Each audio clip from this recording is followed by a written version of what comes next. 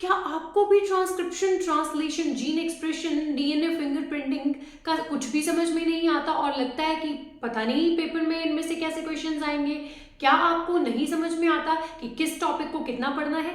अगर आपको जानना है ये सब कुछ तो आप बिल्कुल राइट प्लेटफॉर्म पर हो। आज आपके लिए मैं लेकर हाजिर हूँ मॉलिक्यूलर बेसिस ऑफ इनहेरिटेंस का पार्ट 2, जिसमें हम यही सारे टॉपिक्स को क्रैक कर देंगे और सारे टॉपिक्स बड़े आराम से हम याद कर देंगे। और पहले हमने पिछले लेक्चर में रेप्लिकेशन पढ़ लिया था, आज हम पढ़ने वाले हैं ट्रांसक्रिप्शन। तो चलिए शुरू करते हैं ट्रांसक्रिप्शन के साथ। ट्रांसक्रिप्शन क्या है, डेफिनेशन बताओ।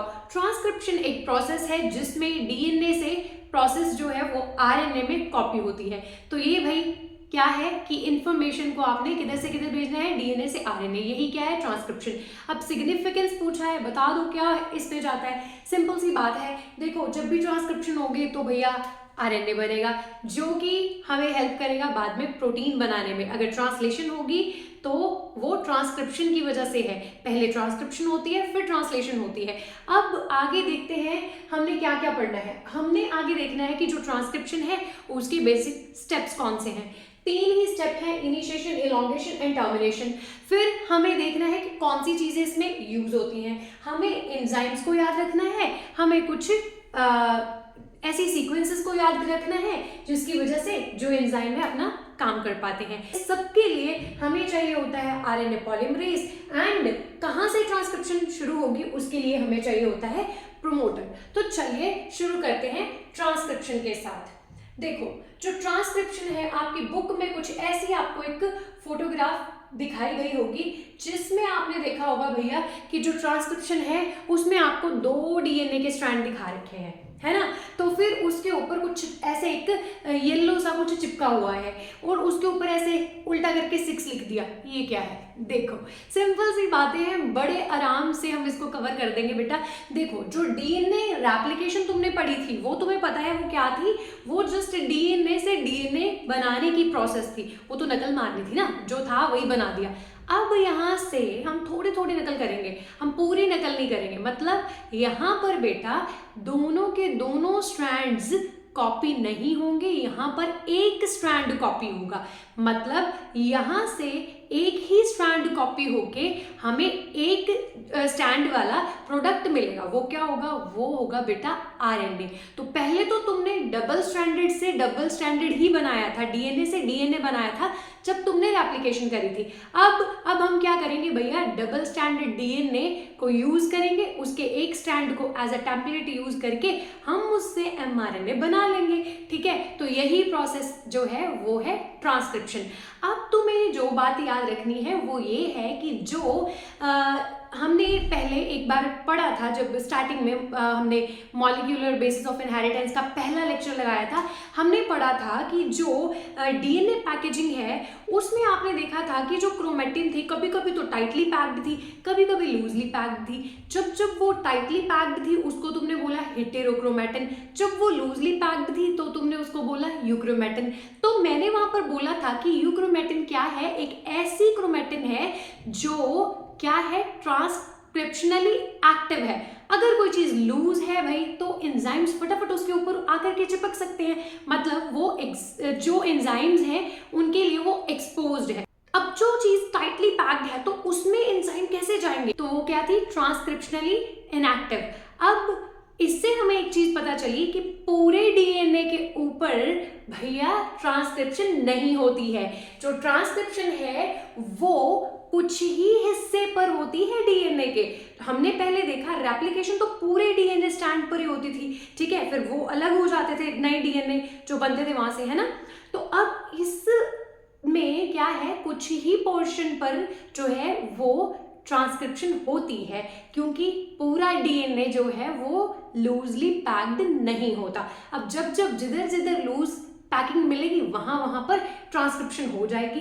अब ये ट्रांसक्रिप्शन कहां पर होती है, ये भी तो क्वेश्चन है। देखो सेल के अंदर होता है न्यूक्लियस, अब उसी न्यूक्लियस के अंदर ये ट्रांसक्रिप्शन होती है भैया। फिर से वही बात, अब प्रोकैरियोट्स का क्या करें, उनके पास तो न्यूक्लियस नहीं है, तो भैया उनकी ट्रांसक्रिप्शन तो साइटोप्लाज्म में ही होती है, उनकी ट्रांसलेशन भी जो है साइटोप्लाज्म में होगी। वहां उनका कोई ऐसा सिस्टम नहीं चला कि बड़े नखरे थे, पहले न्यूक्लियस में ट्रांसक्रिप्शन, फिर टहलते हुए साइटोप्लाज्म में और फिर वहां पर जाके ट्रांसलेशन। उनका तो बेचारों का ये हाल है कि ट्रांसक्रिप्शन खत्म नहीं हुई होती, पहले ही ट्रांसलेशन शुरू हो जाती है। बट जो यूकैरियोट्स है उनके केस में बेटा जो ट्रांसक्रिप्शन है वो सेल के न्यूक्लियस के अंदर होगी, फिर वहां से जो तुम्हारा जो mRNA बनेगा वो जाएगा साइटोप्लाज्म में, फिर उसकी होगी ट्रांसलेशन। इन सभी चीजों को आपने ध्यान में रखना है। अब देखते हैं कि जो mRNA हमने न्यूक्लियस में बना करके साइटोप्लाज्म में भेजना है वो कैसे होगा। चलो देखो, कॉपी में नोट करते जाना, एक लाइन लगा देना, एक साइड यूकैरियोट्स लिख लेना, एक साइड प्रोकैरियोट्स लिख देना। तो जो चीजें अभी बोली हैं वो भी वहीं पर नोट कर लेना। चलो फिर करते हैं शुरू। देखो ये हमारे पास बेटा डीएनए का स्ट्रैंड है जिसके ऊपर ऐसे ही ना, देखो तुमने एक बात याद रखनी, जब ट्रांसक्रिप्शन होगी तो यहाँ पर जो है वो आरएनए पॉलीमरेज नाम का एंजाइम यूज होगा। रेप्लिकेशन में कौन सा था, डीएनए पॉलीमरेज। यहाँ पर आरएनए पॉलीमरेज है वो भी डीएनए के ऊपर डिपेंडेंट, इसीलिए इसको क्या बोला जाता है, डीएनए डिपेंडेंट आरएनए पॉलीमरेज। ठीक है, सिंपल सी बात। तो ये एंजाइम जो है वो यहाँ पर आकर के क्या करवाएगा, जो न्यूक्लियोटाइड्स हैं उनको ऐड करेगा या नाइट्रोजनस बेसिस हैं उनको ऐड करेगा। बट ये ना बेचारा बड़ा मजबूर है, ये अपने आप से काम नहीं कर सकता, इसको डीएनए ना अपने पास नहीं आने देता, दूर भाग। तो अब इसने तो ना उसको मनाना है, तो इसको पहले किसी की हेल्प लेनी पड़ेगी। वो क्या है, वो है भैया सिग्मा फैक्टर। यहाँ पर देखो प्रोमोटर रीजन में एक स्पेशल हम बोलते हैं सीक्वेंस जिसको हम बोलते हैं प्रिम्नो बॉक्स, कि ये क्या करता है, प्रिम्नो बॉक्स को रिकॉग्नाइज करता है, फिर वहां से ये क्या करता है, ये अपनी ट्रांसक्रिप्शन शुरू करता है। समझ में आया। अब ये प्रिम्नो बॉक्स क्या है, कुछ नहीं है बच्चों, वहां पर एक सीक्वेंस जो है वो बार बार रिपीट होती है, वो क्या है, TA, ये सीक्वेंस जो है वो बार बार रिपीट होती रहेगी। तो अब इसको बोलते हैं प्रिम्नो बॉक्स। इसको रिकॉग्नाइज करेगा कौन, यही जो आरएनए पॉलीमरेज है, किसके साथ बाइंड होकर के, सिग्मा फैक्टर के। तो यहां से देखो जो कोर एंजाइम है आरएनए पॉलीमरेज एंड जो सिग्मा फैक्टर है वो मिलकर के होलो एंजाइम बना करके किसके साथ बाइंड करेंगे, इस प्रिम्नो बॉक्स के साथ। अब वहीं पर ये जो सीक्वेंस यूकैरियोट्स के केस में उसको बोलते हैं टाटा बॉक्स। जरा जितना यहाँ पर सीक्वेंस में चेंज होता है और कुछ नहीं। ठीक है, तो अब देखो क्या होगा, यहां से फिर जो ये RNA polymerase and sigma factor जब इधर जाकर के बाइंड करेंगे तो यहां से ना जो ये आरएनए पॉलीमरेज है वो सिर्फ 10 से 12 बेस पेयर तक ही जो डीएनए है, डीएनए के स्ट्रैंड्स हैं उनको ओपन करेगा। मुझे कहना चाहिए कि ये डीएनए के स्ट्रैंड को एज अ हेलिकेज ओपन करेगा और वहां से सिर्फ 10 से 12 जो पेयर्स हैं उनको ही ओपन करेगा और वहां पर ट्रांसक्रिप्शनल बबल फॉर्म हो जाएगा और फिर वहां पर जो आरएनए पॉलीमरेज है वो क्या ऐड करना शुरू करेगा, ये ऐड करना शुरू करेगा एनटीपीएस, जो कि क्या है, जिनको हम क्या बोलते हैं, राइबोन्यूक्लियोसाइड्स, जिनको हम क्या बोलते हैं, राइबोन्यूक्लियोसाइड्स ट्राइफॉस्फेट। नाम ध्यान से सुन लो, जब रेप्लिकेशन पढ़ी थी तब तुमने डीऑक्सीराइबोन्यूक्लियोसाइड ट्राइफॉस्फेट पढ़ा था।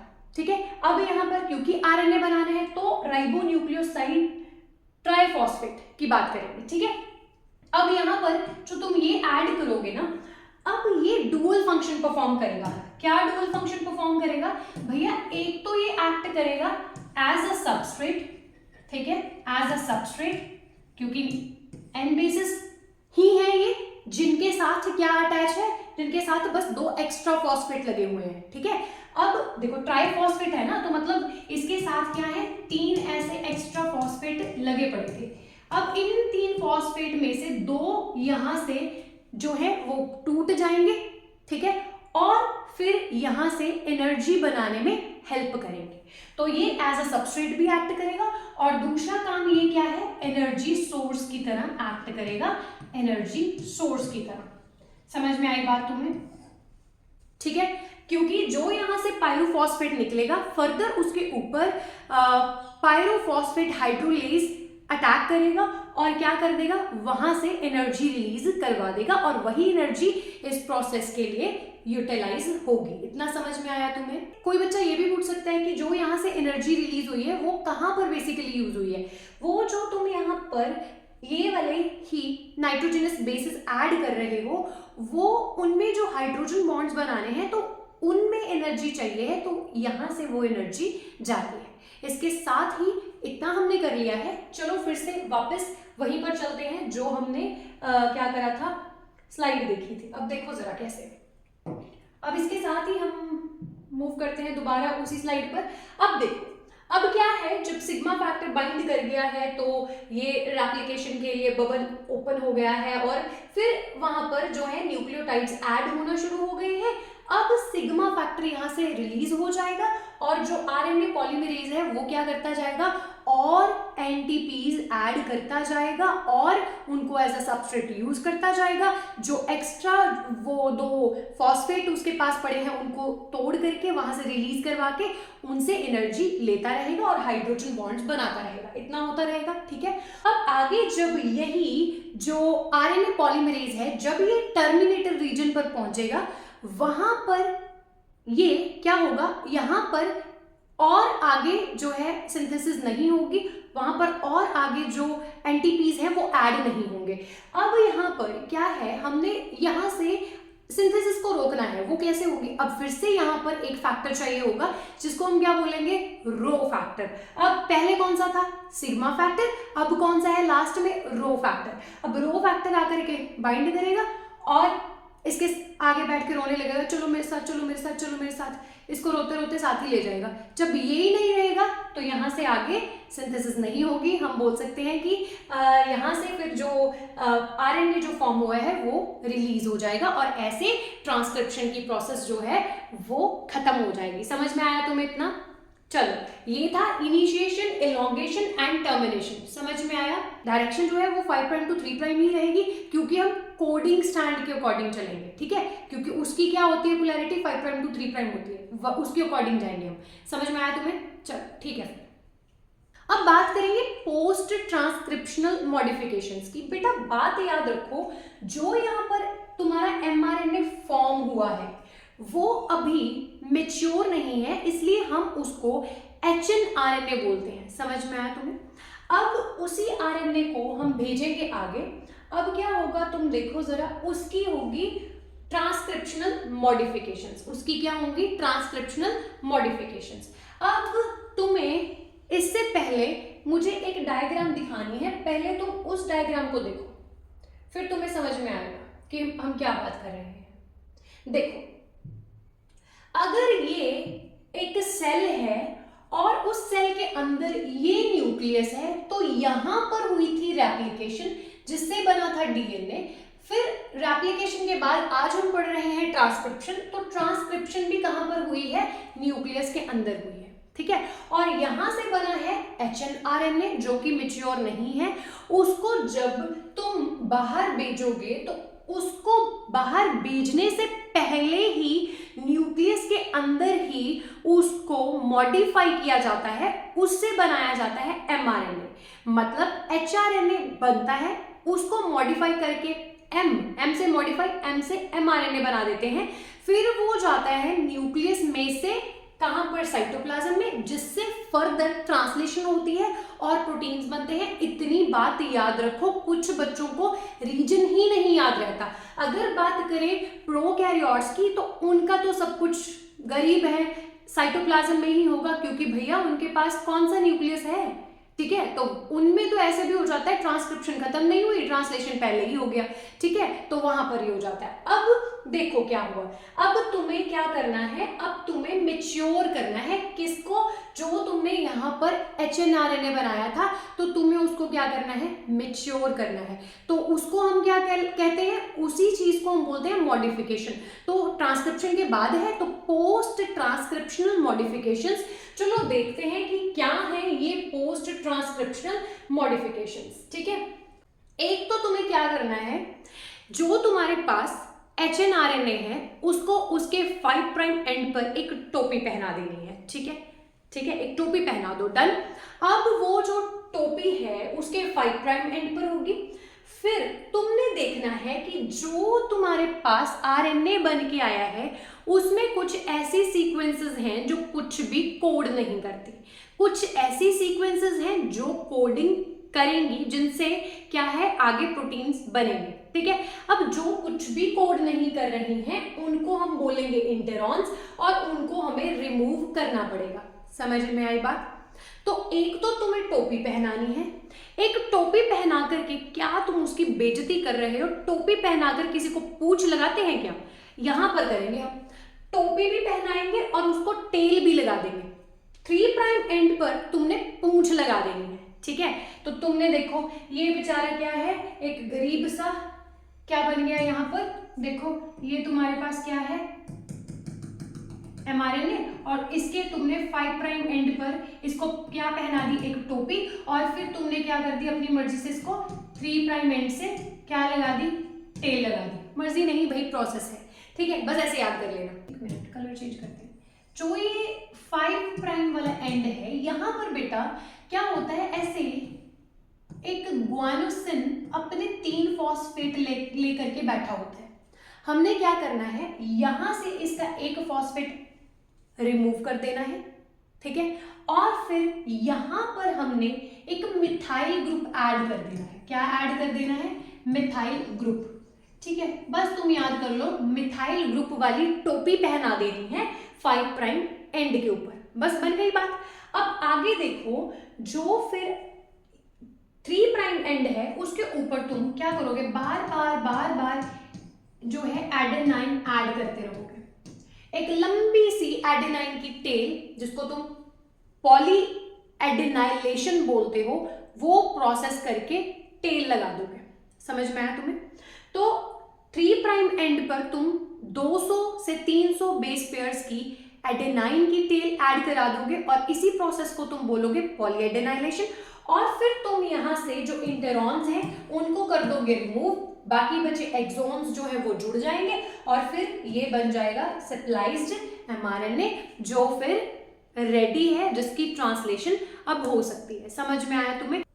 अब बच्चों हम पढ़ने वाले हैं जेनेटिक कोड के बारे में। जेनेटिक कोड से बच्चे भाग जाते हैं, बड़ा ही आसान टॉपिक है, इससे घबराने की जरूरत नहीं है। इसमें देखो होता क्या है, जो जेनेटिक कोड है वो बेसिकली एक सीक्वेंस है किसकी, न्यूक्लियोटाइड्स की, किसके अंदर, डीएनए या फिर आरएनए के अंदर, जिससे हमें ये पता चलता है कि प्रोटीन्स के अंदर कौन से अमाइनो एसिड्स की सीक्वेंस होगी। समझ में आई बात? जो ये जेनेटिक कोड्स हैं, या जो ये कोड्स को डेसिफर करने की अगर मैं बात करूं, तो वो नाइनबर्ग एंड हरगोबिंद खुराना ने किया था। पहले 1961 में जो नाइनबर्ग था उसने क्या करा, उसने सेल फ्री एनवायरनमेंट में कुछ ऐसे क्या बनाया, आरएनए बनाया। उससे उसने देखा कि अगर कहीं पर पॉली यू ऐड हुआ मिले, या पॉली यू वाली सीक्वेंस मिले, तो उससे फिनाइल एलानिन अमाइनो एसिड जो है वो कोड होता है। तो ऐसे उसने बाद में और भी काफी सारे अमाइनो एसिड्स के लिए टेस्ट करे, बट उसके इस काम को बाद में एक्सटेंड करा हरगोबिंद खुराना ने। उसने क्या करा, उसने फर्दर डिफरेंट और अमाइनो एसिड्स के बारे में हमें बताया। फिर उसने केमिकली सिंथेसाइज सीक्वेंसेस ली और उनसे ऐसे कोडोन्स बनाए कि UCU या CU से कैसे डिफरेंट अमाइनो एसिड्स जो है वो कोड होते हैं। और फिर उसने डीजेनरेसी का कॉन्सेप्ट दिया।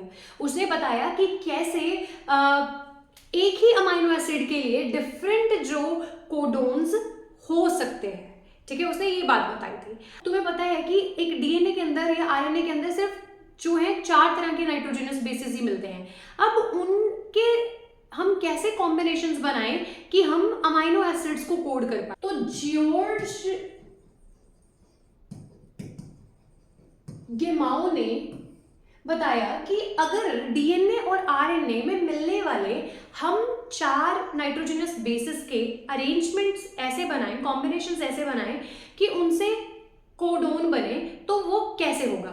हमें पता है कि 20 अमाइनो एसिड्स हैं और उनको कोड करने के लिए हमारे पास सिर्फ 4 तरह के नाइट्रोजनस बेसिस हैं, तो कैसे कॉम्बिनेशंस बनेंगे। अगर देखो इसने पहला कॉम्बिनेशन ऐसे बनाया, ठीक है, अगर तुम ऐसे करते हो मतलब 4 के 4 का ऐसे कॉम्बिनेशन बनाते हो तो तुम तो सिर्फ जो है 16 जो है अमाइनो एसिड्स को कोड कर पाओगे, तो इसने बोला ये गलत है।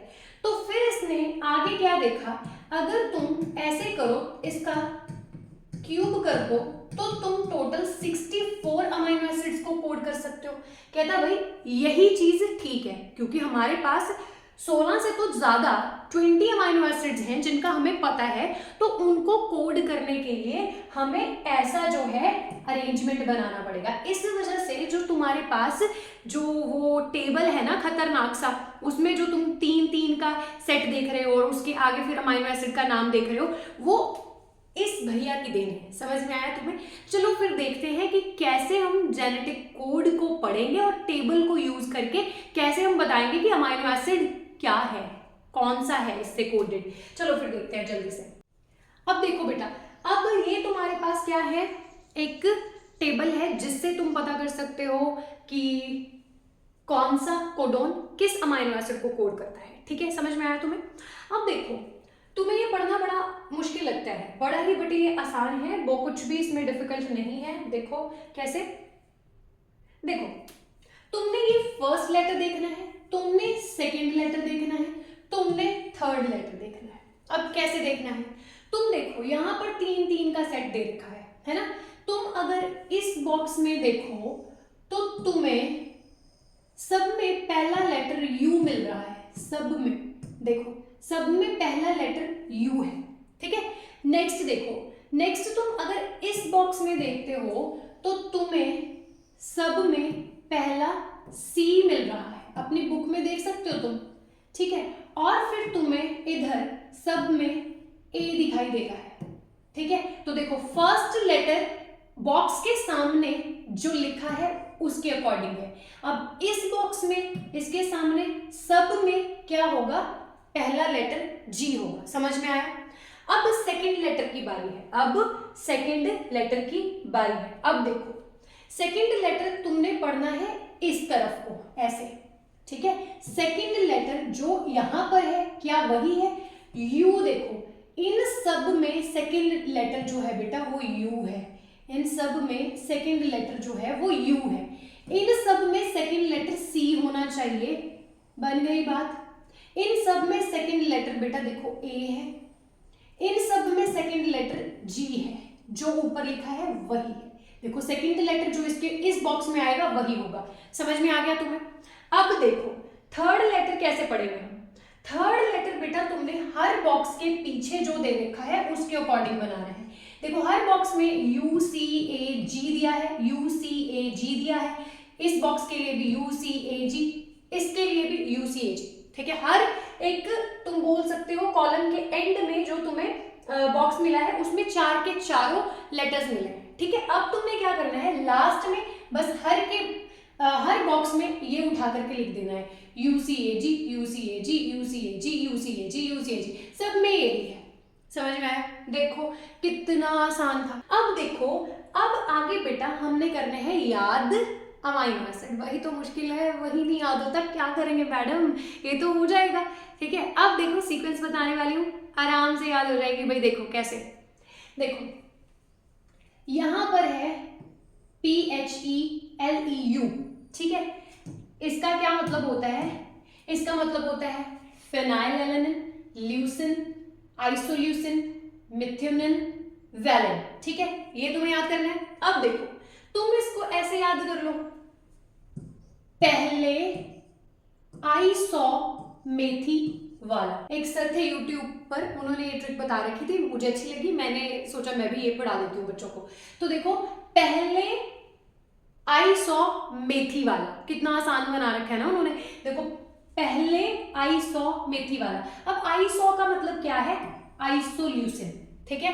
तो देखो याद हो जाएगा। और ये पहले 2 बार आया है, ठीक है, 2 बार, यहां पर ये 4 बार आ गया, फिर यहां पर ये 3 बार आ गया, ये 1 बार आया है, ये फिर से 4 बार। ये नंबरिंग तुम याद कर लो, 2 2 4 4 4, ठीक है, समझ में आया? 3 + 1 कर दिया था मैंने। अब यहाँ पर जो ये AUG है, ये बड़ा इंपॉर्टेंट है। यहाँ से तुमने स्टार्ट कोडोन या इनिशिएटर कोडोन याद करना है। तो वो कौन सा होता है, जब तुम ट्रांसलेशन करोगे ना बच्चों अभी, उसमें ये काम आने वाला है, जिसको हम क्या बोलते हैं, मिथ्योनिन। समझ में आया? तो वहां पर जो अमाइनो एसिड ऐड होता है वो AUG की वजह से ऐड होता है। तो वहां पर स्टार्ट कोडोन कौन सा है, AUG। समझ में आया? सेकेंड लाइन में आ जाओ। सेकेंड लाइन में देखो कैसे करेंगे हम। सेकेंड लाइन में देखो, यहां पर तुम सेरी याद कर लो, ठीक है। सेरी प्रपोज्ड 3 आलिया, ठीक है। उसने, या लिख लो 3 टाइम्स, है ना। उसने बेचारी 3 डिफरेंट आलिया को प्रपोज किया, बट किसी ने यस नहीं करी, ठीक है। चलो ऐसे कर लो। यहां से जो है सेरीन, प्रपोज से प्रोलिन, 3 से थ्रोयोनिन एंड आलिया से एलन। हो गया याद? अब तुम देखो ये कितनी बार, सारे 4 बार आए हैं, ठीक है। मतलब ये नंबर लिखने का क्या मतलब है, नंबर से हम ये याद रखेंगे कि एक पर्टिकुलर अमाइनो एसिड के लिए कितने डिफरेंट कोडोन्स हो सकते हैं। हरगोबिंद खुराना ने यही कॉन्सेप्ट दिया था। उसने बताया था कि जो नाइनबर्ग ने कॉन्सेप्ट दिया है, उसके बाद जो उसने बताया कि एक अमाइनो एसिड के लिए डिफरेंट कोडोन्स होते हैं, तो वो डीजेनरेसी होता है। तो वहां से डीजेनरेसी वाला कॉन्सेप्ट आया था। तो इसका प्रूफ भी हमें मिल रहा है यहाँ पर कि देखो, एक अगर सीरीन है तो उसके लिए कितने डिफरेंट कॉम्बिनेशंस हो सकते हैं, प्रोलिन के लिए कितने डिफरेंट कॉम्बिनेशंस हो सकते हैं, या कितने डिफरेंट कोडोन्स हो सकते हैं। तो यही है डीजेनरेसी। तो बच्चों, तुमसे कोडोन्स के लिए या तुम्हें जेनेटिक कोड के लिए कैरेक्टर्स पूछे जाएंगे। यहां से 2-3 नंबर का क्वेश्चन आता है, स्टार लगा लो डीजेनरेसी पर, लिख दो कहीं पर इसको। इसके रेलेवेंट क्वेश्चन भी दिखाऊंगी मैं तुम्हें, ठीक है। तो डीजेनरेसी क्या है, जब एक अमाइनो एसिड को मल्टीपल कोडोन्स जो हैं वो कोड करते हैं। समझ में आया इतना? चलो बढ़ते हैं फिर आगे। इस लाइन में देखो कैसे याद करेंगे हम। इसके लिए ट्रिक लिखेंगे, तैमूर स्टॉप हिज ग्लोइंग आसना, लाइजा एस्पायर्स ग्लूकोज। अब देखो ये क्या है भाई। देखो, तैमूर ना अपनी चमक के लिए, चेहरे को अच्छा रखने के लिए कोई व्यायाम, आसना कर रहा था, और उसने सोचा कि जब मुझे एनर्जी ड्रिंक की जरूरत होगी तो मैं ग्लूकॉन डी पी लूंगा। बट लाइजा, उसकी फ्रेंड, उसकी ग्लूकोज पर निगाहें हैं, वो चाहती है ये ग्लूकोज का डब्बा मैं चुरा लूं। तो उसको ये पता चल गया तैमूर को। उसने सोचा ऐसे कैसे, वो आसन छोड़ करके भाग गया और उसने अपना डिब्बा उठा लिया। तो यहां से याद करेंगे, तैमूर से ट्रिप्टोफैन, स्टॉप कोडोन्स, ये 2 याद रखेंगे, स्टॉप कोडोन्स, एक यहां पर भी है, ठीक है, इसके सामने। तो तुमने स्टॉप कोडोन के लिए भी अभी ट्रिक बताने वाली हूं। तो स्टॉप कोडोन, फिर हिज से हिस्टिडिन याद करेंगे, और इससे याद कर लेंगे हम कौन सा, ग्लूटामिन, और जो ये आसना है इससे याद कर लेंगे एस्परजिन, और जो लाइजा है इससे याद कर लेंगे लाइसिन, और जो ये एस्पायर है इससे याद कर लेंगे एस्पार्टिक एसिड, और जो ये ग्लूकोज है इससे याद करेंगे ग्लूटामिक एसिड। कितना आसान है। 4th के लिए देखो, यहां से बनाएंगे, sister stop trip to Argentina, seriously Argentina अगली नहीं है, ऐसे याद कर लो, ठीक है। तुम ट्रिक बनाओ, सिस्टर ऐसे साउंड करते हैं ना, sister stop trip to Argentina, seriously अगली नहीं है। देखो, सिस्टर ने अपना ट्रिप जो अर्जेंटीना का रखा था वो रोक दिया है, मगर सीरियसली अर्जेंटीना बुरा नहीं है, ठीक है। तो तुम ऐसे याद कर लो, सिस्टर के लिए सिस, स्टॉप से स्टॉप कोडोन, और ट्रिप से ट्रिप्टोफैन, ARG अर्जेंटीना से अर्जिनिन, फिर सीरियसली से सेरीन, फिर से अर्जेंटीना, अगली से U हटा दें तो GLY बनता है, तो ग्लाइसिन। हो गया याद?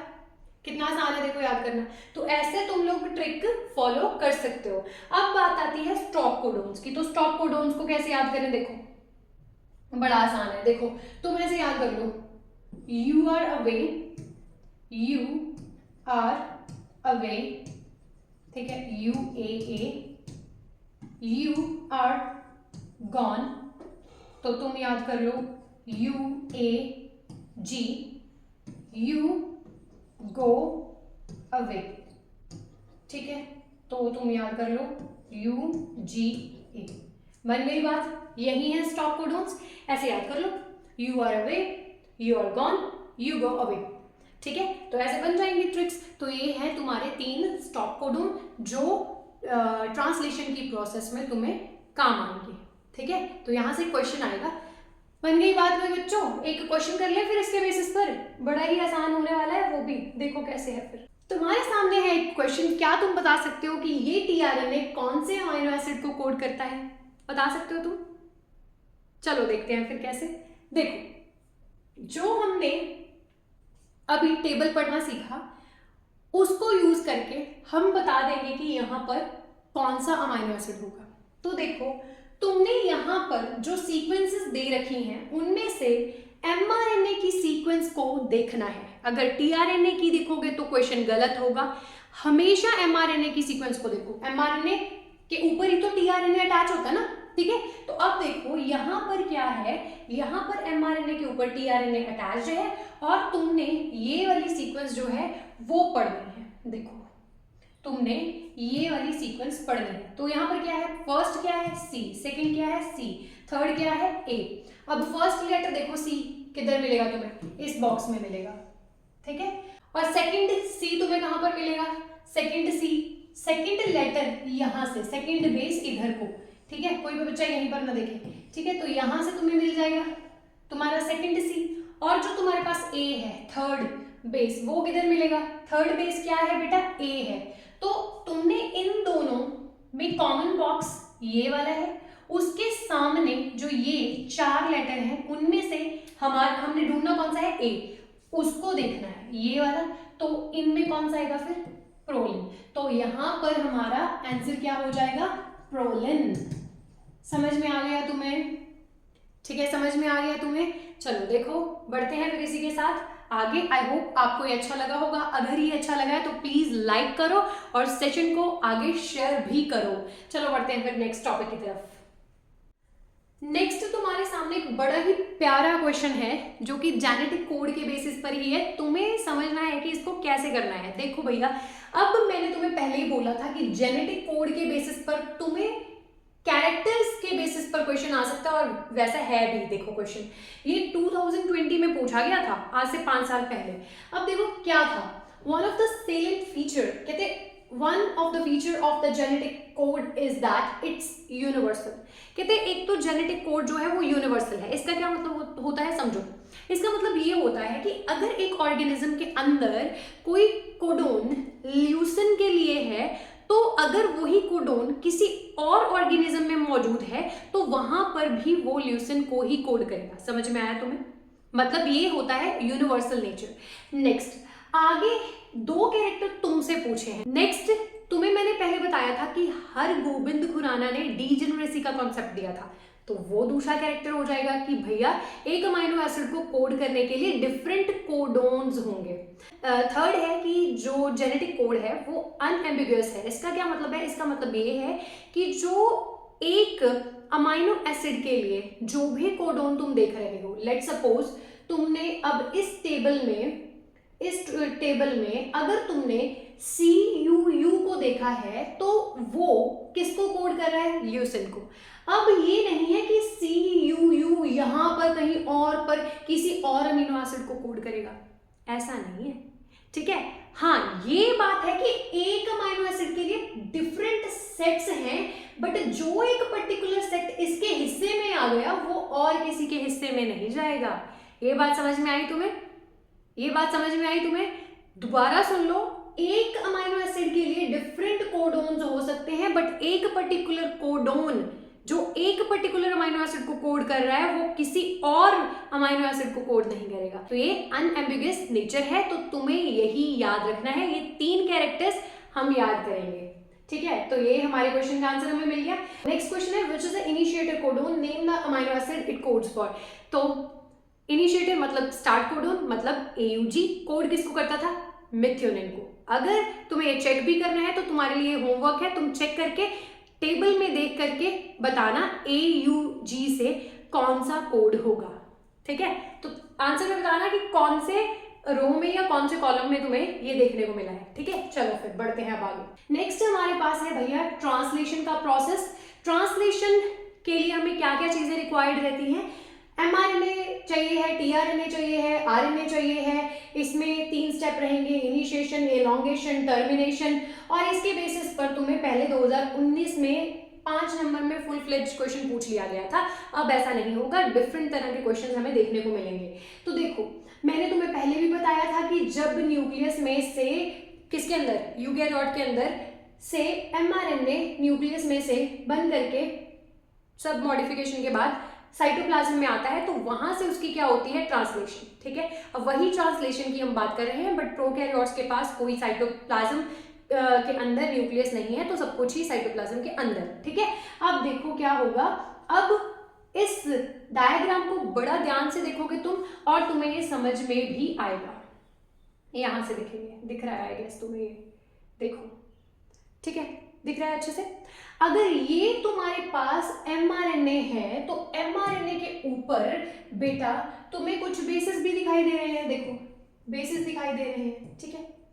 ठीक है, तो मतलब ये सिंगल स्टैंडर्ड जो मॉलिक्यूल है ये mRNA है। mRNA के ऊपर बेटा राइबोसोम अटैच होता है। तुम्हें पता है जो राइबोसोम होता है उसकी 2 यूनिट्स रहती हैं, एक लार्जर सब यूनिट, एक स्मॉलर सब यूनिट। अब सबसे पहले ट्रांसलेशन में स्मॉलर सब यूनिट ही बाइंड करती है, ठीक है?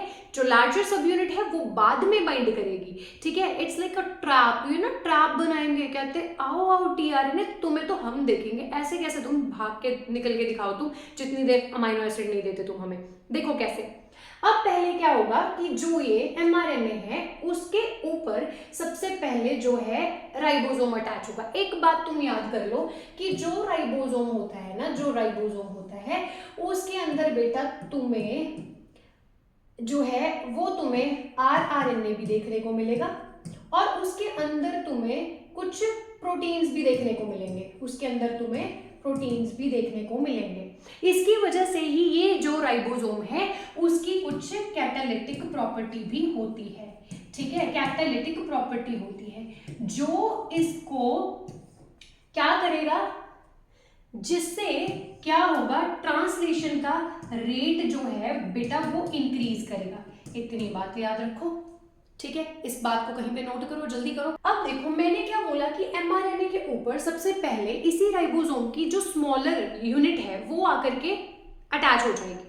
अब उसके अटैच होने के बाद क्या होगा, इनिशियल या इनिशिएटर कोडोन के ऊपर बाइंड करेगा एक tRNA जो कि चार्ज्ड होना चाहिए, उसकी बैटरी लो नहीं होनी चाहिए, उसके पास अपना कोई अमाइनो एसिड वो लेकर के आए, उसको मानेंगे हम चार्ज। तो मतलब बेटा कोई भी जो tRNA कहाँ से बनाया तुमने, जो पहले ट्रांसक्रिप्शन करे, ठीक है? वहां से जो तुमने, क्योंकि वहां से डिफरेंट तरह के बनाए थे ना तुमने RNA, जो वहां से tRNA बना बेटा उसको तुमने क्या करा, उसको चार्ज करवाया। चार्ज करवाया मतलब उसको ATP की प्रेजेंस में उसको एक अमाइनो एसिड दिलवाया, ठीक है? अब वो अपने सर पर अमाइनो एसिड लेकर के ऐसे भागता आएगा और यहाँ पर स्टार्ट कोडोन पर आकर के बैठ जाएगा। समझ में आया? अब देखो क्या होगा।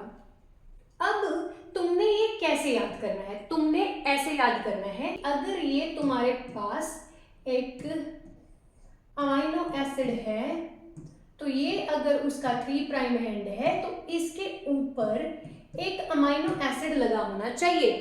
तुमने याद रखनी है ये बात, 3 प्राइम एंड के ऊपर ही लगाना है तुमने अमाइनो एसिड, ठीक है।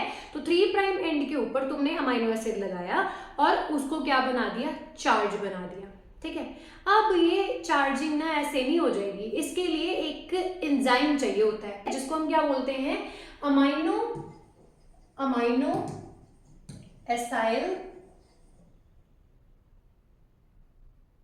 सिंथेटेज, ठीक है, सिंथेटेज। अब देखो, अब ये कैसे होता है, ये ना मानो तुम, ये क्या है, ये एक एंजाइम है, ठीक है, ये एंजाइम है जिसकी हम बात कर रहे हैं, वो अमाइनो एसाइल सिंथेटेज ये एंजाइम है।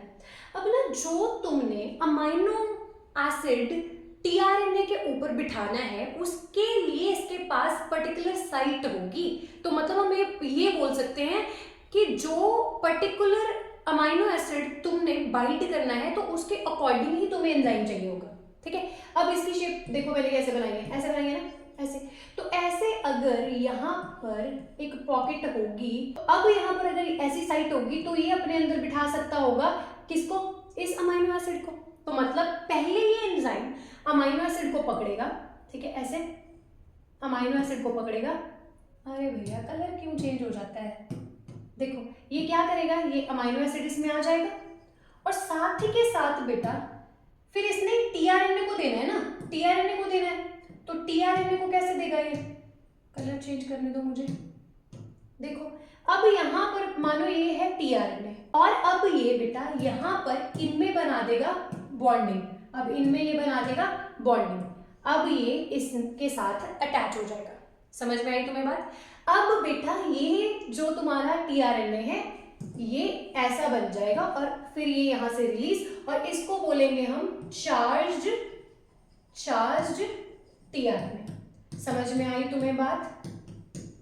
तो देखो ट्रांसलेशन के लिए एक तो तुम्हें चाहिए है राइबोसोम और दूसरा तुम्हें चाहिए है एमआरएनए और तीसरा तुम्हें चाहिए है चार्ज्ड टीआरएनए। समझ में आया। चलो अब देखो कैसे, चौथा ऐसे तो हमें वो भी चाहिए है क्या, जो ये अमाइनो एसिड को पकड़ के लाएगा वो भी चाहिए ना, वो भी देखेंगे। इतना तो समझ में आया। अब देखो, अब इसी चार्ज टीआरएनए को जब लेकर के आएंगे तो ये चार्ज टीआरएनए इसके साथ कौन सा अमाइनो एसिड लेकर आएगा ये हमें कैसे पता चलेगा। इसके पास कुछ ऐसे यहां पर एक एंटीकोडोन होगा जो किसके ऑपोजिट होगा, इस एमआरएनए के कॉम्प्लीमेंट्री होगा, ठीक है। अब जब ये कॉम्प्लीमेंट्री होगा तो उसके अकॉर्डिंग जैसा यहां पर एंटीकोडोन है या जिसके साथ ये बाइंड हुआ है, जिस कोडोन के साथ ये बाइंड हुआ है उस कोडोन के अकॉर्डिंग ही ये अपने सर पर अमाइनो एसिड लेकर के आएगा। समझ में आया। तो अगर यहां पर लेट सपोज मैं इसे बोल रही हूं कि ये कौन सा है, ये है मिथायोनिन, ये कौन सा है मिथायोनिन, ठीक है, ये है मिथायोनिन। तो जब मुझे मिथायोनिन को लेकर के आना है तो मुझे पता है कि मुझे स्टार्टिंग में यहां पर सीक्वेंस क्या चाहिए है, AUG चाहिए है, और AUG ही बेटा क्या था, स्टार्ट कोडोन, इनिशिएटर कोडोन। बन गई बात। अब ये भाई सूटेबल है क्योंकि अगर AUG यहां पर है तो उसके कॉम्प्लीमेंट्री यहां पर क्या होगा, A के ऑपोजिट क्या होगा, U होगा, और U के ऑपोजिट यहां पर क्या होगा, क्या होगा, A होगा, और जो G है उसके कॉम्प्लीमेंट्री C होगा। अब यहां पर UAC वाला जो टीआरएनए है बेटा वो बाइंड कर जाएगा और वो अपने साथ फिर पहला जो अमाइनो एसिड है वो कौन सा लेकर आएगा, मिथ्योनिन। समझ में आई तुम्हें बात, जिसको मैं MET के साथ भी लिख सकती हूँ। समझ में आया इतना, बड़ा ही आसान था। बढ़ते हैं अब आगे, इसको इरेज कर दूंगी मैं, उससे पहले तुम स्क्रीनशॉट कर लो, जल्दी करो जल्दी। अब जब इतना हो जाता है, अब जब इतना हो जाता है अब बारी आती है अटैचमेंट के बाद, टीआरएनए की अटैचमेंट के बाद राइबोसोम की लार्जर सब यूनिट की वो अब आकर के इसके ऊपर बाइंड करेगी। समझ में आया? पहले एमआरएनए के ऊपर स्मॉलर सब यूनिट बाइंड करेगी, फिर उसके ऊपर कौन बाइंड करेगा? टीआरएनए। किसके ऊपर भैया? जब जिधर स्टार्ट कोडोन होगा और उसके कॉम्प्लीमेंट्री टीआरएनए के पास क्या होना चाहिए? एंटीकोडोन। और उसके साथ ही फिर वो कोडोन के अकॉर्डिंग जो एमआरएनए के पास सीक्वेंस है उसके अकॉर्डिंग वो अमाइनो एसिड लेकर के आएगा और फिर उसके ऊपर कौन अटैच हो जाएगा? उसके ऊपर अटैच हो जाएगी लार्जर सब यूनिट। इतना समझ में आया सबको? अब देखो तुम्हें नेक्स्ट स्टेप में दिखाने वाली हूं। सेकेंड स्टेप में यहां पर जो लार्जर सब यूनिट है वो भी ज्वाइन कर गई है। समझ में आया तुम्हें? ठीक है, समझ में आया? अब देखो जो ये इसके अंदर ना 3 साइट्स होती हैं, ई साइट, पी साइट, ए साइट। ठीक है, अब ये जो तुम्हारा है, ये तुम्हारा राइबोसोम आगे मूव करेगा ना, ऐसे ऐसे ऐसे ऐसे ऐसे आगे आगे मूव करता जाएगा। जैसे जैसे ये मूव करता जाएगा ये अपनी साइड्स चेंज करता जाएगा। मानो ये चीज है, अब तुम्हें मानो मैं ऐसे इस फोटो के आगे हूं, अब ये इसके बीच में है, ठीक है, हाथों के बीच में। अब जब मैं ऐसे चली जाऊंगी, इसको तो मैं क्रॉस कर गई, अब यहां पर क्या हो गया? ये पॉकेट खाली हो गई, ये पॉकेट खाली हो गई। ऐसे यहां पर भी इसकी ये पॉकेट जो है वो खाली हो जाती है। किसके लिए? अब एक अमाइनो एसिड से थोड़ी ना पूरा प्रोटीन बन जाएगा बे, हमने तो पूरा प्रोटीन बनाना है, तो बहुत सारे अमाइनो एसिड्स चाहिए हैं। Amino acids are the building blocks of protein. तो अब क्या करेंगे बेटा? डिफरेंट अमाइनो एसिड्स को लेकर आएंगे, डिफरेंट कौन? टीआरएनए। मतलब बहुत सारे टीआरएनए से चार्ज होते रहेंगे और आते रहेंगे, और जो अपना अपना अमाइनो एसिड देता रहेगा वो यहां से निकलता रहेगा। समझ में आई बात? अब देखो, अब यहां पर जो लार्जर सब यूनिट आकर के बाइंड हो गई, इतना तो तुम्हें समझ में आया। तो यहां से अब जो ये पेप्टाइड बॉन्ड है उसको तुमने दूसरे वाले जो दूसरा आएगा ना उसके साथ जोड़ना है। अब नेक्स्ट हम ये देखेंगे। अब देखो कैसे होगा। थर्ड स्टेज में देखो क्या है, थर्ड स्टेज में देखो क्या है। थर्ड स्टेज में फिर से एक हमें चार्ज्ड टीआरएनए आता हुआ नजर आ रहा है। अब ये आएगा क्योंकि यहां पर सीक्वेंस है UAG, तो ये इसके कॉम्प्लीमेंट्री AUC लेकर के आया होगा। ठीक है, अब ये बच्चा हर बार डिसाइडेड है, ये हर बार उसके अकॉर्डिंग ही आएगा, ऐसे नहीं। अब कोई बच्चा ये भी पूछ सकता है मैम, चलो वो आगे बताऊंगी। अब देखो, जब ये टीआरएनए यहां पर आकर के बैठेगा, बाइंड करेगा, तो जो इसके पास अमाइनो एसिड है और जो इसके पास अमाइनो एसिड है, उन दोनों में बॉन्ड बन जाएगा। मैंने तुम्हें बताया था कि जो राइबोसोम होता है, उस राइबोसोम के अंदर बेटा क्या होते हैं? प्रोटीन्स भी होते हैं, उसके पास राइबोसोमल आरएनए भी होता है। अब वही राइबोसोमल आरएनए यहां पर इन दोनों में पेप्टाइड बॉन्ड बनाने में एनर्जी देगा। समझ में आए? तो ये एज अ कैटलिस्ट यहां पर काम करता है। कौन? ये हमारा राइबोसोम। समझ में आई तुम्हें बात? अब देखो, अब यहां पर इन दोनों में बॉन्ड बन जाएगा। फिर आगे देखो, अब देखो, अब तुम ना यहां से एक चीज देखो, जो यहां पर पहले टीआरएनए था अब वो यहां पर नहीं है, अब वो एग्जिट साइट में से रिमूव हो गया है, जैसे मैंने तुम्हें ऐसे मूव करके दिखाया था, है ना। जब क्योंकि ये यहां से कैसे निकल गया? क्योंकि जो ये राइबोसोम है वो आगे आगे आगे आगे मूव कर रहा है, ठीक है, ये आरएनए के ऊपर ऐसे चल रहा है, ठीक है। तो जिधर जिधर जाता रहेगा वहां वहां पर अकॉर्डिंग टू द सीक्वेंस ये टीआरएनए को बाइंड करवाता रहेगा। अब जो यहां से टीआरएनए, जो ये टीआरएनए यहां से बाहर जा रहा है, इस टीआरएनए को अगर हम देखें कि ये कहां चला जाएगा, मैंने तुम्हें बताया था डीजेनरेसी का कॉन्सेप्ट, है ना। तो ये ऐसे तो है नहीं कि इस जो एमआरएनए के ऊपर कोई कोडोन रिपीट नहीं कर सकता, तो क्या पता ये उसके लिए क्या लेने चला जाए, फिर से ये चार्ज होने जा सकता है, तो फिर से ये चार्जिंग के लिए चला जाएगा। समझ में आया तुम्हें? अब देखो, अब क्या है बेटा, अब यहाँ पर जो ये अमाइनो एसिड लेकर के आया था उसको ये यहीं पर छोड़ गया, उसमें पेप्टाइड बॉन्ड बन गया और ये फ्री होकर के यहाँ से निकल गया। तो ऐसे जो है वो तुम्हें चेन, ऐसे फिर से और कोई अमाइनो एसिड, तो ऐसे बहुत सारी जो है एक अमाइनो एसिड्स की एक लंबी चेन तुम्हें यहाँ पर बनती हुई नजर आएगी। तो ऐसे ये प्रोसेस चलती रहती है जैसे जैसे राइबोसोम आगे चलेगा। अब ये फिर जो ट्रांसलेशन है कैसे रुकेगी?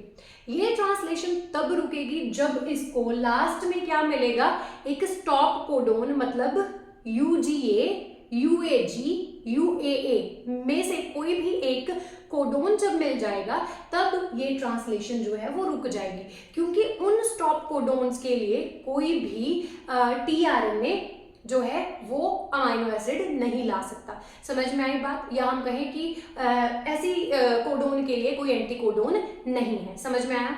हमने बोला कि स्टॉप कोडोन आने पर जो ट्रांसलेशन है रुक जाती है और यहाँ पर रिलीजिंग फैक्टर्स आकर के बाइंड हो जाते हैं, जिनकी हेल्प से जो ये नई चेन बनी है किसकी, पॉलीपेप्टाइड की, वो यहाँ से रिलीज हो जाती है और उसको सेल्स फिर यूज करते हैं या और नए सेल्स में इनको भेज सकते हैं। समझ में आई तुम्हें ये बात? So this was all about translation. तो देखो नेक्स्ट तुम्हारे पास क्वेश्चन क्या है, तुम्हें ये अभी जो हमने प्रोसेस पढ़ी ट्रांसलेशन, उसकी मशीनरी दे रखी है, उसके अंदर तुम्हें यहाँ पर पूछा है कि x to x डैश जो है इसकी ये बताओ ये क्या है, मेंशन करो, ठीक है। और कितने, how many amino acids are expected to be added to this polypeptide, जो ये पॉलीपेप्टाइड की चेन बन गई है इसमें और कितने अमाइनो एसिड्स ऐड हो सकते हैं, ये तुमसे क्वेश्चन पूछा गया है। अब देखो ये जो x है, अब तुम्हें एक बात याद रखनी है, ट्रांसलेशन जो है वो भी 5 प्राइम टू 3 प्राइम होगी, तो जो ये x है ये 5 प्राइम होगा बेटा, और जो ये x डैश है वो 3 प्राइम होगा। समझ में आ गया तुम्हें? अब नेक्स्ट देखो, अब यहाँ पर जो तुम्हें mRNA के ऊपर सीक्वेंस दिखाई दे रही है उसको देखो तुम, ठीक है। एक क्वेश्चन का आंसर मिल गया। अभी हमसे पूछा है हाउ मेनी मोर, कितने अमाइनो एसिड्स और हम यहाँ पर इस पेप्टाइड चेन में ऐड कर सकते हैं, वो बता रहे हैं। देखो तुम, जो तुम्हारे पास ये tRNA है जो लास्ट में ऐड हो रहा है, इसके नीचे, जस्ट इसके नीचे कौन सी सीक्वेंस है, GUU, मतलब इसके ऑपोजिट क्या होगा, इसके ऑपोजिट CAA होगा, ठीक है। तो ये तो ऐड हो जाएगा, बट इसके आगे वाली सीक्वेंस देखो क्या है, UAA, जो कि क्या होता है, एक स्टॉप कोडोन, जो कि क्या होता है, एक स्टॉप कोडोन। अब इसी स्टॉप कोडोन के आने के बाद तो जो है वो ट्रांसलेशन हो नहीं सकती, दैट मीन्स यहाँ पर और कोई भी अमाइनो एसिड नहीं ऐड हो सकता, ट्रांसलेशन यहाँ पर बंद हो जाएगी, ठीक है। समझ में आया? सेकंड क्वेश्चन भी हमने कर डाला। और इसके बाद जो बी पॉइंट है, mention the codon and anti codon for alanine, कहते हैं एलेनिन के लिए कोडोन एंड एंटी कोडोन बताओ। अब देखो एलेनिन यहाँ पर लिखा है बेटा, यहाँ पर इसको ध्यान से देख लेना, ठीक है। यहाँ पर तुम्हें वेलिन दे रखा है या वेलाइन दे रखा है। अब यहाँ पर देखो इसके नीचे कौन सी सीक्वेंस है, GCA, तो जो सीक्वेंस तुमने किसके ऊपर देखनी है, mRNA के ऊपर, वो तो होगी कोडोन, ठीक है। तो कोडोन क्या मिला हमें, कोडोन मिल गया GCA एंड एंटी कोडोन देखना है, बस उसके ऑपोजिट लगा दो, कॉम्प्लीमेंट्री लगा दो, फिर कॉम्प्लीमेंट्री में इसका C, इसका G, इसका U, तो CGU, ठीक है, ये बन जाएगा एंटी कोडोन। बन गई बात। इसी के साथ लास्ट क्वेश्चन देखो, व्हाई आर सम अनट्रांसलेटेड, ठीक है, सीक्वेंसेस जो है बेसिस की mRNA के अंदर हमें क्यों देखने को मिलती हैं और ये कहाँ पर देखने को मिलती हैं। भाई जब मैंने ट्रांसलेशन पढ़ाया वहां पर मैंने तुम्हें ये नहीं बताया, अब सुन लो। देखो अनट्रांसलेटेड सीक्वेंसेस जो होती हैं वो कुछ ऐसी सीक्वेंसेस होती हैं जो इनिशिएटर कोडोन के जस्ट पहले एंड जो टर्मिनेटर कोडोन है या स्टॉप कोडोन है उसके जस्ट बाद मौजूद होती हैं, जिससे पता चलता है कि किधर जो है राइबोसोम बाइंड करेगा और या फिर किधर से ट्रांसलेशन शुरू होगी। समझ में आया? तो ये ट्रांसलेशन की सीक्वेंस, तो ये सीक्वेंसेस ट्रांसलेशन को और एफिशिएंट बनाने के लिए होती है। ये क्वेश्चन बहुत इंपॉर्टेंट है, इसको इंपॉर्टेंट मार्क कर लो तुम। रेगुलेशन ऑफ जीन के अंदर तुम्हें एक एग्जांपल लेकर के चलनी होती है, वो कौन सी होती है? लैक ऑपेरॉन की। ठीक है, तो इसमें explain the structure and working of lac operon, ऐसे 2018 में पूछा गया था 3 नंबर में क्वेश्चन, बट ऐसे नहीं आएगा।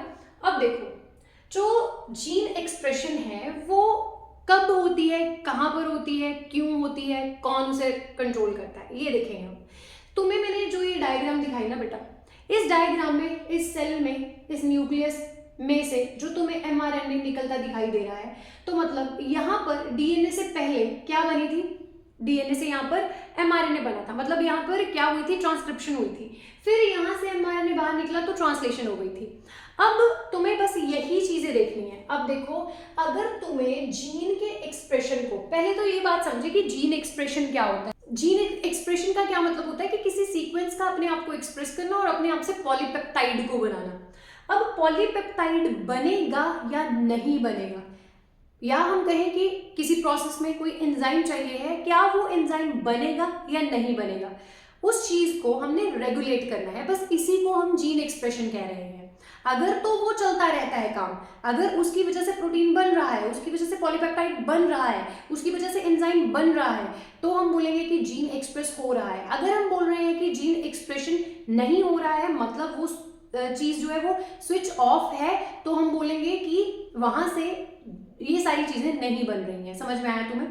अब देखो, जीन एक्सप्रेशन अगर हम यूकेरियोट्स में देखें तो एक तो हम यहां पर देखो, इस जगह से आकर के पॉलीपेप्टाइड बनते हैं। तुम्हें पता है जो पॉलीपेप्टाइड बनता है, जब उसकी फिर आगे प्रोटीन की अच्छे से फोल्डिंग हो जाती है, फिर उसी से एंजाइम बनता है, और फिर वही एंजाइम्स डिफरेंट रिएक्शंस में रोल प्ले करते हैं।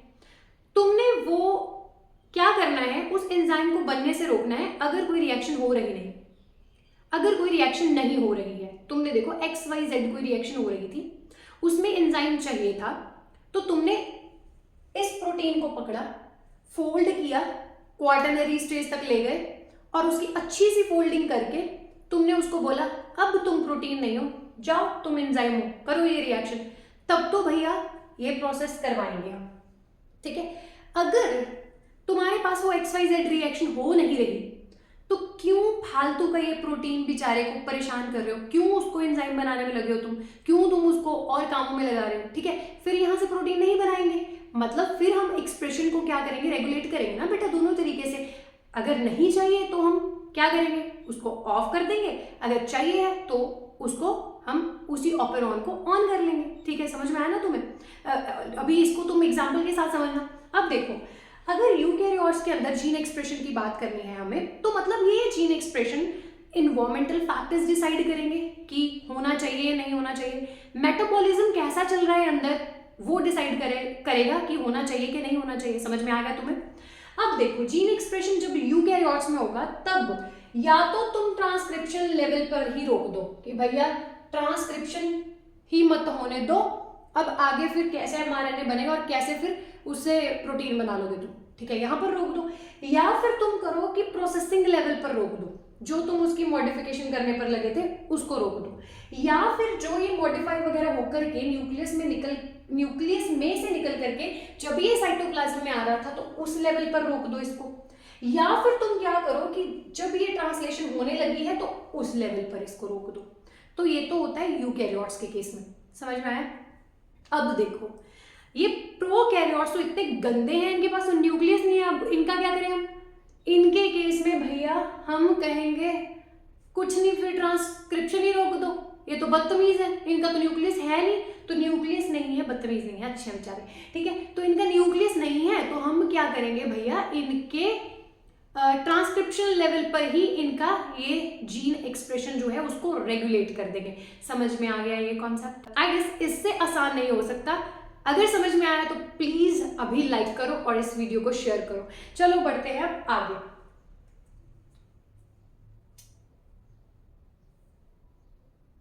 अब तुम्हें पढ़ाना है मुझे लैक ऑपेरॉन, बहुत ही आसान टॉपिक है, यकीन मानो बहुत ज्यादा। इसके ऊपर क्वेश्चन कैसा आया है पहले ये देखो, फिर तुम इसको इंपॉर्टेंट मानोगे।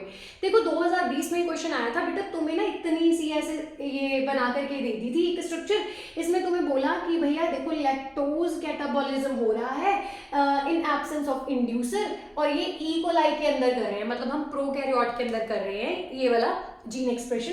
तो अब बताओ कि जो इस डायग्राम में तुम्हें पी नजर आ रहा है वो क्या है, और तुम इस डायग्राम को कंप्लीट करोगे। ऐसे मत बोल देना डायग्राम तो गिवन है, हम क्या बनाए, आगे कंप्लीट करो ना तुम इसको। कहते draw the diagram in presence of an inducer, inducer की प्रेजेंस में डायग्राम कैसी बनेगी, क्या चेंजेस होंगे वो बताना तुमने, ठीक है। Right the enzymes produced by the structural gene, कहते जो ये तुम्हें ZYA स्ट्रक्चरल जीन दिखाई दे रहे हैं, इनसे तुम क्या बना सकते हो, कौन से एंजाइम्स बनेंगे ये तुम्हें बताना है। तो इसके लिए तुम्हें पढ़नी पड़ेगी प्रोसेस। चलो फिर लगो काम पे। देखो बहुत आसान है ये। अब बच्चों देखो, मैंने बोला कि प्रोकैरियोट्स में हम ट्रांसक्रिप्शनल लेवल पर उनका जीन एक्सप्रेशन रोक देते हैं। अब इमेजिन करो कि तुम्हारे इंटेस्टाइन में ई कोलाई है और उसके अराउंड लैक्टोज है, तो उसे काम करना पड़ेगा, उसको मजदूरी करनी पड़ेगी, फिर वो खाली तो बैठ नहीं सकती, उसको एंजाइम बनाना पड़ेगा। क्यों बनाना पड़ेगा, क्योंकि उसने क्या करना है, उसी लैक्टोज को ब्रेक करके ग्लूकोज एंड गैलेक्टोज जो बनाना है, ठीक है, फिर तो वो अपना जीन एक्सप्रेशन देगी। अब अगर उसके अराउंड लैक्टोज नहीं है तो वो क्यों अपनी एनर्जी वेस्ट करे भाई। तुम्हारा पेपर ना हो, तुम पढ़ोगे नहीं, पढ़ोगे ना, तुम भी एनर्जी वेस्ट नहीं करोगे वैसे। तो अब देखो, अब क्या है कि तुम्हारे पास पहले क्या है, इंड्यूसर नहीं है। इंड्यूसर कौन है, वही लैक्टोज ही इंड्यूसर है। अब अगर इंड्यूसर नहीं है मतलब लैक्टोज नहीं है तो क्या होगा। स्टार्टिंग में देखो, तुम्हें पहले ये पता होना चाहिए क्या क्या है, तुम्हें ऐसे याद कर लेना। अगर तुम्हें ये भी बनाना पड़े, तुम्हें इसको पिपोजिया से याद कर लो, ठीक है, पिपोजिया से। अब देखो पिपोजिया, पी जो है वो क्या है, प्रमोटर है, आई स्ट्रक्चरल जीन है, ये भी प्रमोटर है, ओ से ऑपरेटर है, और ये भी स्ट्रक्चरल जीन है, बेसिकली ये रेगुलेटरी जीन होता है। और ये भी क्या है, ये भी स्ट्रक्चरल जीन है, ZYA। और ये तीनों के तीनों डिफरेंट एंजाइम्स बना सकते हैं, ये तीनों के तीनों डिफरेंट एंजाइम्स बना सकते हैं, और जिनसे फिर ये क्या करेगा, अपने अराउंड जो लैक्टोज प्रेजेंट है उसको तोड़ेगा, सेल के अंदर आने देगा, ऐसा कुछ करेगा, ठीक है, समझ में आया। अब देखो, अब जब इसके अराउंड लैक्टोज ही नहीं है, ये इसने तो अपना काम करना नहीं, इसने बोला दरवाजे बंद करो, कोई नहीं है भाई, चलो फिर आगे क्या होगा। तो इसने क्या करा, इसने इस इंड्यूसर की हेल्प से यहाँ पर एक रिप्रेसर mRNA बनाना है, और उस रिप्रेसर mRNA को ऑपरेटर के साथ बाइंड कर देना है। Operator is like a switch जो तुम ऑन ऑफ करते हो, ठीक है। जीन एक्सप्रेशन जो है वो इसी ऑन ऑफ की वजह से है। ये रेगुलेटर जो रेगुलेटरी जीन है जो यहाँ से रिप्रेसर भेजेगा, वो इस ऑपरेटर को ऑन ऑफ करेगा, और उसकी हेल्प से फिर जो है जीन एक्सप्रेशन जो है वो रेगुलेट होगा। अब तुम्हें समझ में आ गया। प्रमोटर जो है वो एक साइट है जिसके ऊपर आरएनए पॉलीमरेज ने आकर के बाइंड करना है, और वहां से फिर इस ऑपेरॉन की ट्रांसक्रिप्शन होनी है। समझ में आया इतना। अब जब तुम्हारे पास इसमें इंड्यूसर नहीं है, मतलब लैक्टोज नहीं है, तब तो ये नहीं होगा, मतलब ट्रांसक्रिप्शन नहीं होगी, मतलब यहाँ से एंजाइम नहीं बनेगा। तो इस केस में यहाँ से इस रेगुलेटरी जीन से यहाँ पर क्या बनेगा, एक रिप्रेसर बनेगा जो ऑपरेटर के साथ बाइंड करेगा और उसको स्विच ऑफ कर देगा। मतलब यहाँ से कोई एंजाइम नहीं बनेगा, और ये जो है रिप्रेसर जो है इसकी वजह से क्या हो गया, फिर ये सिस्टम बंद हो गया, ठीक है। तो नेक्स्ट देखो, अगर तुम्हारे पास सेकंड केस में क्या है, इंड्यूसर मतलब लैक्टोज प्रेजेंट है। इस केस में क्या होगा, जब लैक्टोज प्रेजेंट है, देखो जब लैक्टोज प्रेजेंट है तो आरएनए पॉलीमरेज जो प्रमोटर के साथ बाइंड करेगा वो क्या है, वो आराम से ट्रांसक्रिप्शन कर पाएगा। समझ में आया तुम्हें। अब कैसे, देखो अब देखो, जब यहां से फिर से जो है रिप्रेसर बनेगा तो उस रिप्रेसर को ऑपरेटर तक नहीं जाने दिया जाएगा। कैसे, उस रिप्रेसर को जो यहाँ पर इंड्यूसर मतलब लैक्टोज मौजूद था वो बोलेगा आओ तुम्हें तो मैं देखता हूं, ये उसको आगे नहीं जाने देगा, मतलब इस साइट को ब्लॉक नहीं करने देगा।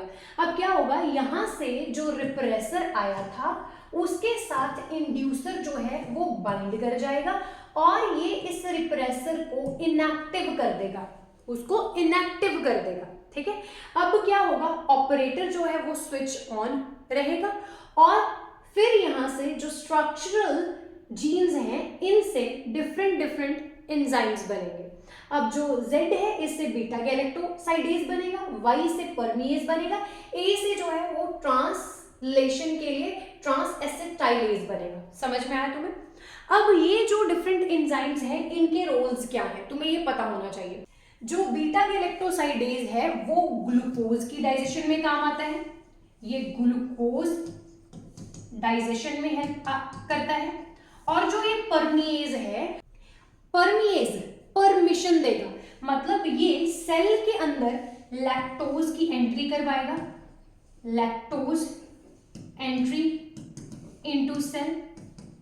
ठीक है, अब जो ये ट्रांस एसिटाइलेज है इसका एग्जैक्ट फंक्शन तो नहीं पता है, मगर इतना पता है कि ये सेलुलर डिटॉक्सिफिकेशन में हेल्प करता है। बस तुम इतना ही लिख लो, सेलुलर डिटॉक्सिफिकेशन। बस इसके साथ हमारा जो लैक ऑपेरॉन है वो खत्म हो गया है। तो हमने देखा है कि भैया जब भी इन्वायरमेंटल फैक्टर्स या मेटाबॉलिज्म इफेक्ट करता है किसी रिप्रेसर को, तो वो रिप्रेसर जो है उसके अकॉर्डिंग जो है ऑपेरॉन काम करता है, उसके अकॉर्डिंग जीन का एक्सप्रेशन आता है, उसके अकॉर्डिंग ही जो है वो पॉलीपेप्टाइड या पेप्टाइड या एंजाइम या प्रोटीन की सिंथेसिस होती है। इतना तुम्हें समझ में आया? सो इसके साथ ही हमारा ये लैक ऑपेरॉन वाला सिस्टम खत्म हो गया है। अब है ह्यूमन जीनोम प्रोजेक्ट। इसकी तुम्हें ये पता होना चाहिए कि ये कब शुरू हुआ था। ये 1990 में शुरू हुआ था और ये खत्म हुआ था 2003 में। ठीक है, तो ये एक बड़ा प्रोजेक्ट था, ये मेगा प्रोजेक्ट था और महंगा भी था, क्योंकि इसमें बहुत सारे लोग काम कर रहे थे। इसमें बहुत सारा डेटा जो था वो कलेक्ट करना था, बहुत ज़्यादा डेटा जो है वो स्टोर करना था। तो इसके लिए हम बहुत ज़्यादा नोटबुक्स नहीं लगा सकते थे, तो यहाँ पर कॉम्पिटिशनल मेथड्स यूज़ करे गए। तो यहाँ पर जो डेटा था वो कंप्यूटर्स में स्टोर किया गया, तो बायो इन्फॉर्मेटिक्स वगैरह का सहारा लिया गया। तो इसका गोल बेसिकली क्या था कि पूरा ह्यूमन जीनोम जो है, ह्यूमन जीनोम जो है उसकी सीक्वेंसिंग करनी थी। उसकी क्या करनी थी? सीक्वेंसिंग करनी थी। ये इसका एक प्राइम गोल था कि पूरा रीड करना है हमें। उसके बाद इसमें क्या फाइंडिंग्स आई, क्या इसमें पता चला हमें, की फाइंडिंग्स इसकी क्या थी? इसकी ये की फाइंडिंग्स थी कि जो ह्यूमंस हैं उनके पास अराउंड 20,000 जीन्स होते हैं और ये पता चला कि 1.5% ऑफ जीनोम और DNA you can say is coding.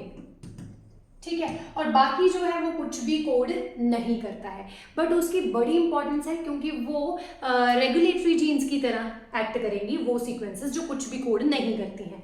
ठीक है, तो नेक्स्ट जो है इसमें ये पता चला कि हम लोग 99% जो है हमारा, हम सबका जो डीएनए है सेम है। ठीक है, सिमिलैरिटी, डीएनए सिमिलैरिटी हम कह सकते हैं। और उसके बाद सिर्फ 0.1% जो है वो हमें क्या बना देता है? एक दूसरे से डिफरेंट बना देता है। ये समझ में आया था हमें इस प्रोजेक्ट से।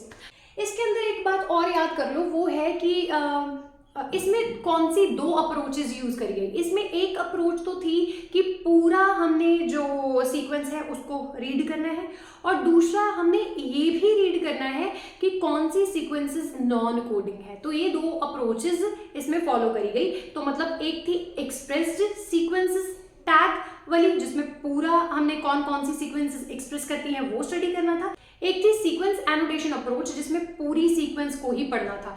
डीएनए फिंगरप्रिंटिंग बहुत आसान है, जो HGP है उसका भी रोल फॉरेंसिक साइंस में बहुत इंपॉर्टेंट है, उसके थ्रू भी हम जो है DNA वगैरह की सीक्वेंसेस को क्योंकि रीड कर सकते हैं, तो हम क्राइम वगैरह का, क्रिमिनल कौन है इसका पता करवा सकते हैं।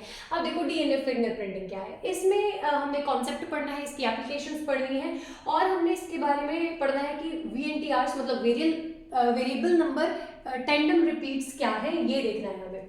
तो इसके बेसिस पर था explain the principle and applications of DNA fingerprinting, तो 3 नंबर में यहाँ से क्वेश्चन आ रखा है। अब देखो इसमें हमने देखना है कि बेसिकली जो ये फिंगरप्रिंटिंग है ये होती ऐसे है। पहले तो हम क्या करते हैं कि सैंपल को कलेक्ट करते हैं फ्रॉम वेरियस सोर्सेस, ठीक है। तो उस सैंपल को फिर क्या करते हैं, रिस्ट्रिक्शन एंडोन्यूक्लियेसिस जिनको हम मॉलिक्यूलर सीजेस बोलते हैं उनकी हेल्प से काटेंगे। तो यहां से क्वेश्चन बन सकता है, तुम यहां पर नोट करो किसकी हेल्प से करोगे तुम, रिस्ट्रिक्शन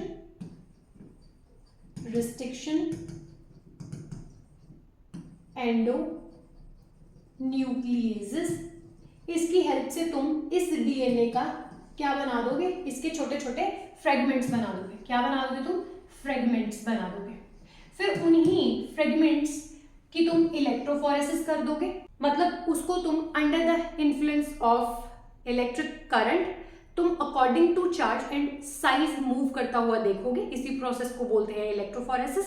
फिर यहां से तुम इन फ्रेगमेंट्स को आफ्टर इलेक्ट्रोफोरेसिस नायलॉन की मेम्ब्रेन के ऊपर ट्रांसफर कर दोगे, इसको बोलते हो तुम सदर्न ब्लॉटिंग, ठीक है। शीट का नाम याद रख लेना, ठीक है बेटा, तो शीट का नाम याद रख लेना, नायलॉन मेम्ब्रेनरी। तो उसके बाद तुम बेटा प्रोब्स इसके साथ जोड़ करके, ठीक है, इसकी हाइब्रिडाइजेशन कर दोगे। फिर एक्सरे के थ्रू तुम इनको देख लोगे, इनको स्टडी कर लोगे। तो इस सीक्वेंस से तुम पता कर सकते हो कि कौन क्रिमिनल है। अगर ये फॉरेंसिक वाले ये टेक्निक यूज कर रहे हैं तो वो इसको क्राइम के टाइम पर क्रिमिनल का पता करने के लिए यूज कर सकते हैं। तो आगे देखो एक क्वेश्चन जो VNTRs हैं उसके बारे में तुमसे पूछा जा सकता है, जो कि वेरिएबल टेंडम रिपीट्स है। अब जो तुम यहाँ पर जो तुम्हें ये सीक्वेंस मिली है, अगर इनमें तुम्हें कुछ ऐसे सीक्वेंसेस मिल रहे हैं जो वेरी कर रहे हैं, मतलब कुछ ऐसी सीक्वेंसेस हैं जो बार बार रिपीट कर रही हैं एक पर्सन के अंदर और उनमें हल्का सा चेंज है, और ऐसी ही कुछ समवट सिमिलर सीक्वेंस किसी दूसरे ऑर्गेनिज्म में है बट उसमें थोड़ा सा चेंज है। तो इनसे हमें ये पता चलता है कि जो एक ऑर्गेनिज्म है वो दूसरे ऑर्गेनिज्म से डिफरेंट क्यों है, क्योंकि वहां पर ये सीक्वेंसेस मौजूद होती हैं जिनकी वजह से डिफरेंट इंडिविजुअल्स को हम डिफरेंशिएट कर सकते हैं। With that we are done with our this very session. अगर आपके लिए सेशन हेल्पफुल था तो प्लीज लाइक करें और शेयर करें और चैनल को सब्सक्राइब करना मत भूलिएगा। All the very best for your exams.